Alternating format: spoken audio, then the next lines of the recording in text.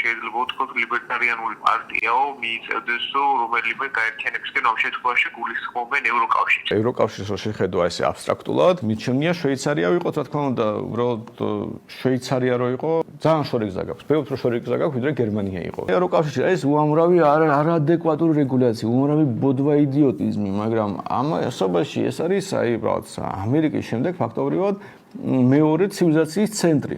ჩვენ რო ტვინი გქონდეს ევროპის ცენტრალურ ბანკზე უკეთესი ვალუტა გვექნება, განათლების სისტემა უკეთესი გვექნება, ანუ ზოგადად ყველაფერი შეიძლება გააკეთო ევროპელებზე უკეთესად. ქვეყანაში ხალხი არ არის, ვინც ადეკვატურად შეუძლია ეს გააკეთოს. კომპრომისის ამბავია რა, რაღაცნაირად შენ გესმის, რომ შენ იღებ რაღაც უსაფრთხოების გარანტიებს, იღებ რაღაც სიკეთეებს, მაგალითად იგივე საკუთრების უფლებების ნაწილში იქნება ეს სასამართლოსი. ის კი არა, რომ სასამართლოდ ევროპელებს კარგი და საკუთრება აქვს დაცული. უბრალოდ აი სხვა დონიანი, ჩვენთვის მაინც პროგრესი იქნება ამ ნაწილში. თორე იდეალურ შემთხვევაში, რა თქმა უნდა, უკეთესი იქნება, რომ შენი ქვეყანა იყოს რაღაც შენი ტვინით ფიქრობდე, ადეკვატური მთავრობა ყავდეს, უსაფრთხოება ქონდეს უზრუნველყოფილი სხვა გზით და შემდეგ გიწევს რაღაც დათმობაზე წასვლა და ან როგორც პოლიტიკაში გიწევს ხოლმე რაღაცა დათმო, რომ სხვა უშედეგო მნიშვნელოვანი მიიღო, იგივე არის ევროკავშირში გაწერიანების ამბავი.